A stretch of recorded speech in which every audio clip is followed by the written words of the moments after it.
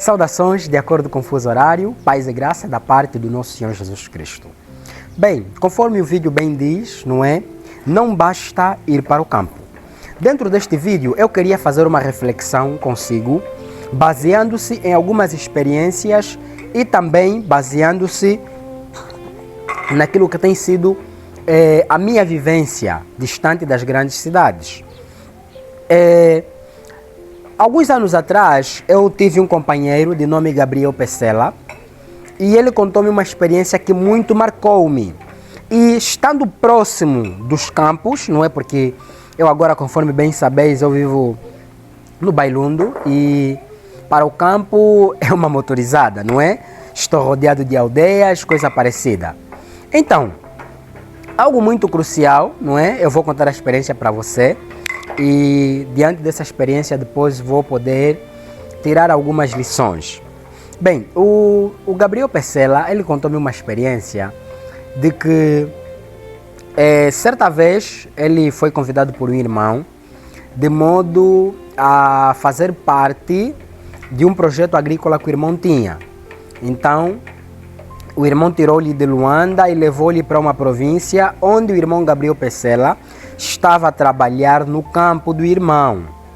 Então, o irmão Gabriel Pesela, enquanto esteve em Luanda, evangelizou um outro irmão.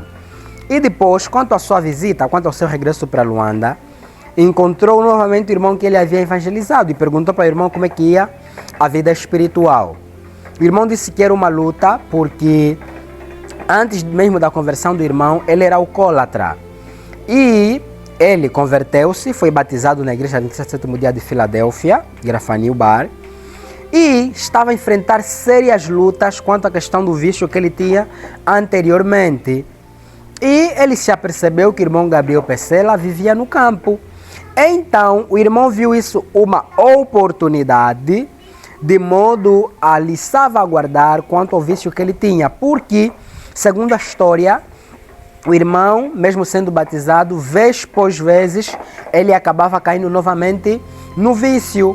Mas, como era alguém que estava decidido a seguir Jesus e não queria estar novamente agarrado no vício do álcool, então ele pediu de forma intensa que o irmão Gabriel Pesela fosse com ele no campo, para pelo menos distante daquilo que são as associações que ele tinha, não é? Poder vencer o vício, conforme Paulo diz, né? As más companhias corrompem os bons costumes. Então, irmão, o irmão Pesela falou com o seu patrão e o patrão aceitou, quanto mais mão de obra, melhor, não é? E, juntamente com o irmão, foram para o campo. E durante semanas após semanas, o irmão foi indo muito bem. Trabalhavam no campo, tal, faziam trabalhos, recebiam sábado, iam para uma igreja numa comunidade próxima. Só que houve um dia em que o fósforo, não é, havia terminado. E eles não tinham como acender o fogo para poder cozinhar. Eram daqueles dias meio aborrecíveis, tal. Então, desta feita, o irmão Gabriel Peselas, não é, decidiu ir comprar o fósforo. Então, como era um dia assim meio aborrecível, o irmão pediu que ele fosse juntamente com o irmão Gabriel Pesela. Era uma distância considerável.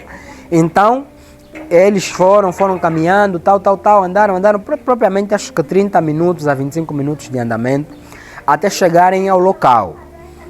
Chegaram ao local, uma bancada simples, e lá eles compraram fósforo. Só que havia um promenor. Nesta mesma bancada onde eles foram e compraram o fósforo, o senhor vendia diversas coisas. Vendia fósforo, vendia cigarro, vendia uísque do pacote, o The Best, e vendia assim muitas coisas, latarias, tal. E o irmão que estava andando com o irmão Gabriel Pesela, quando ele viu essas coisas na bancada, o coração dele começou a bater de uma forma mais intensa. Ele começou propriamente a tremer. E após aquilo regressaram em casa e o irmão falava assim com muita angústia no coração.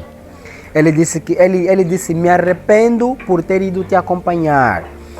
E o irmão Gabriel Pesela disse, por quê? Disse, olha, eu pude verificar que naquela bancada onde fomos vendem uísque. E você sabe que eu estou a lutar intensamente com os meus vícios. E, infelizmente, não é?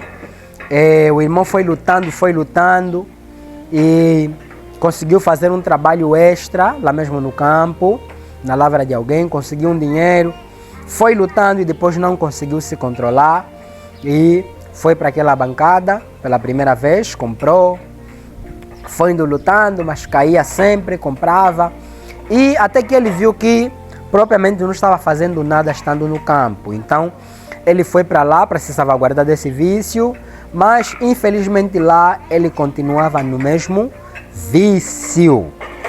Exato. Então, qual é o cerne da questão diante de tudo isso? Bem, o desejo estava no coração. Diz o livro O Caminho a Cristo, de que o desejo de ser bom em si mesmo é nada.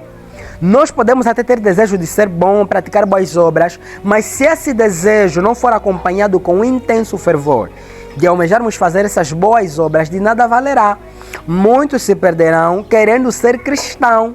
Mas, queridos irmãos, algo que eu gostaria mesmo de chamar a atenção diante deste vídeo é o facto de que o irmão foi para o campo, mas o desejo do álcool ainda existia no seu coração. Ele ainda não havia vencido o vício. Ele tinha desejo, queria vencer, mas o vício estava lá. Então, como o vício estava lá e o desejo era apenas de vencer, quando aparecia a oportunidade, infelizmente o irmão caiu.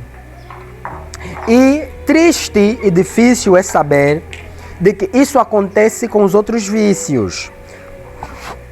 Por exemplo, se alguém tem problema com a masturbação, se alguém tem problema com a pornografia, se alguém tem problema com o adultério, com a fornicação, o fato dele sair da cidade para o campo não é indício ou indicativo de que ele venceu essa tentação. A luta continua. Tá? A luta continua. É bem verdade de que as tentações nas grandes cidades são 10 vezes mais difíceis de serem vencidas. E no campo, a possibilidade de vencer é maior. Porém, no campo só não basta. Caim matou Abel enquanto ainda eles poderiam respirar o ar edênico. O Éden ainda estava ali.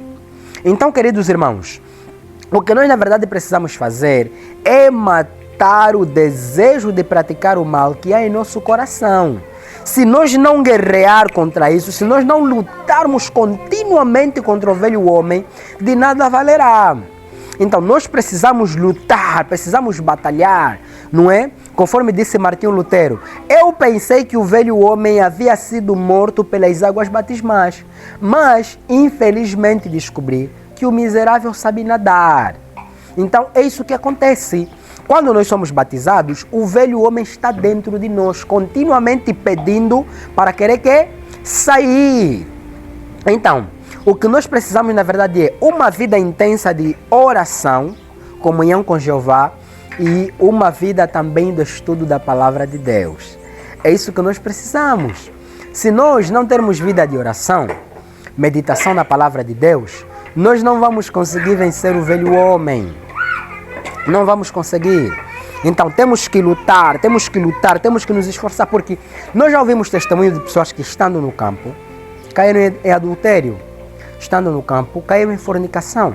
Pessoas que estando no campo não se falam uma com a outra. Pessoas que estando no campo maltratam o cônjuge. Então, isso são testemunhos e relatórios que nós recebemos de forma contínua. E as pessoas se perguntam, mas como? Se ele já vive no campo? Não, irmão, não basta. Então, se você não tem uma vida de consagração, se você não tem uma vida de comunhão nas grandes cidades ou nas pequenas cidades, não é o campo que vai mudar isso. É bem verdade que o campo em si influencia, o estar em redor da natureza influencia, mas o desejo de estar em comunhão com Jeová supera tudo isso. Então, é importante e é necessário, não é? Que mesmo estando no campo, a vida de oração, a vida de meditação na palavra de Deus deve existir. Só Jesus Cristo é o único meio que nos livrará das garras de Satanás. Então, irmão, pensa nisso, tá? Porque eu recebo muitos pedidos, irmãos, eu quero ir para o campo, irmão, como é que está o campo? Irmão, não basta vir para o campo. Precisa haver confiança, precisa haver entrega e precisa haver dedicação mesmo antes de vir ao campo, porque senão, mesmo estando no campo, estarás com os costumes da cidade.